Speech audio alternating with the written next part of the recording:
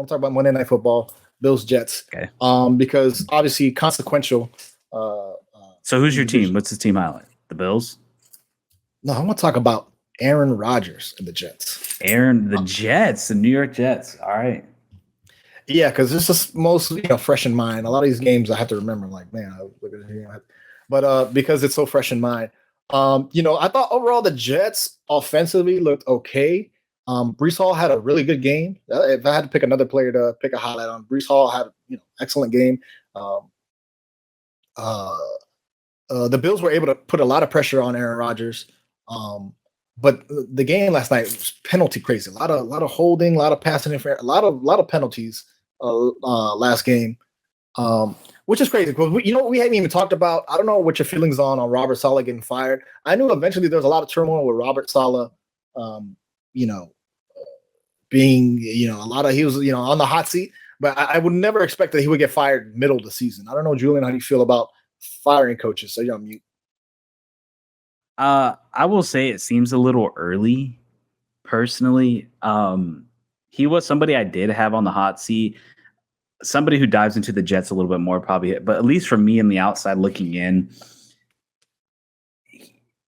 he was in the process of building something. Yes, they were a part of the whole Zach Wilson thing and that not really developing into anything special.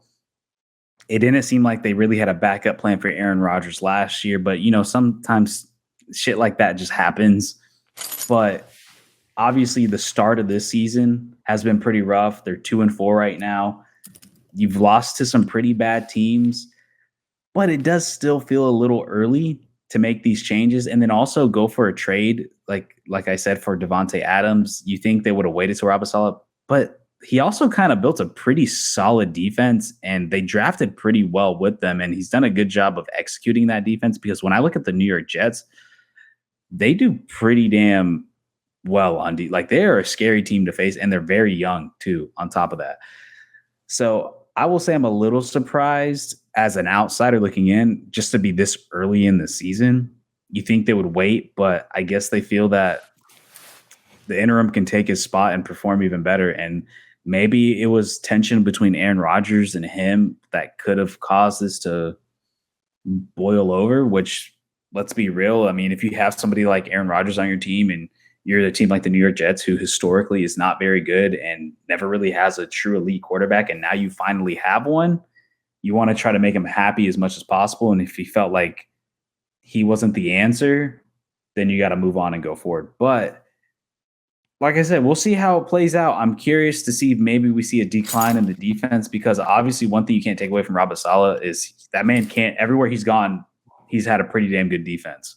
So if they can keep that consistency with him being out, we'll see how far they go forward because I will say adding, like you said, Brees Hall having a great game. You have Garrett Wilson on the side. If you can bring Davante Adams on the other, this is like going to be a pretty damn complete team for the most part. So, and maybe that's why the way they looked at it is they felt like with this team and this roster that they should be performing better with where they're at. So, yeah, I mean, time will tell if it was the right decision. I just personally think it's a little early in the season. Yeah, obviously losing to your divisional rival doesn't help. You lost to the real New York team. The one that's been in the playoffs more recently. But yeah, I thought it was odd. Like I figured he would get fired, but you think like this is like a week 10, a week 12 kind of thing. You don't figure like he was only going to get 5 games and that's it. 5 games was enough for you to see. Then why even bring him on if it was 5 games? I think to me this is a signal. You said maybe if it is Aaron Rodgers, I think it's actually Aaron Rodgers. The fact that he gets, the head coach gets fired on 1 week, which by the way, the intern coach is their defensive coordinator. Is the interim coach right now. I think Olbrich is the guy. Yeah, dude, I'm looking at the game last night. I mean, Allen Lazard, 6 receptions, 114 yards. Garrett Wilson, 8 receptions, 107 yards. Brees Hall, 5 receptions, 56. But then he also ran for 18 carries, 113. So I mean, like they were super efficient last night. It was just, not being able to complete the game.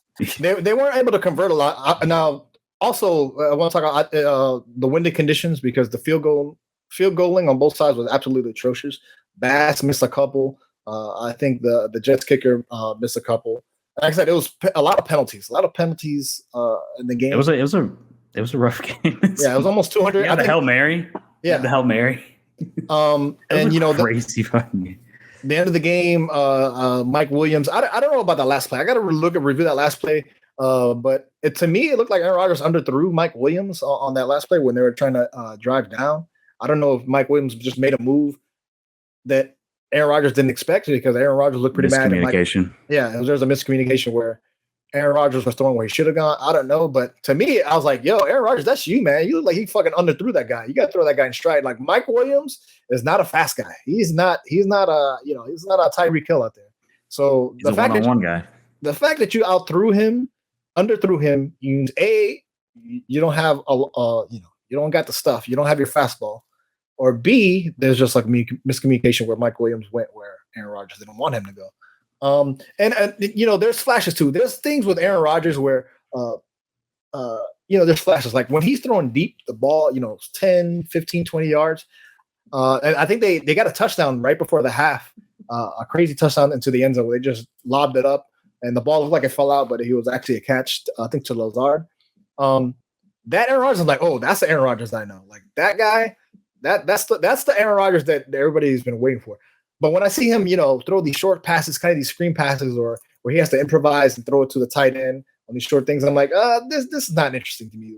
When Aaron Rodgers is throwing quick, a lot of bubble screens and stuff, I'm like, that's not his game. Like, usually this is a big guy that can air it out. He can do that. You can do midfield, but I think you have enough talent there that you don't have to do the short game. Maybe there's something I'm seeing. You don't. I mean, like you said, you look at this Jets team and now getting Davante Adams, like, what do they miss? That wide receiver room is stacked, first off. And it's just like, you got to start winning games because, like I said, I think losing to the Niners, Vikings, and Bills is a respectable loss. But losing to the Broncos 10-9, granted, it was a disgusting game, disgusting weather. But, win that game. I don't know. But I will say going forward, they have a relatively favorable schedule. They have the Steelers, then the Patriots, Texans, Cardinals, Colts, Seahawks, Dolphins, Jags, Rams, Bills, Dolphins. So not the hardest, not the easiest, but I think all those games are winnable games except for maybe the Texans game. They might struggle there. But even so, with the talent that's on this team, they could realistically win all these games. Will they? I don't know. We'll see, but time will tell.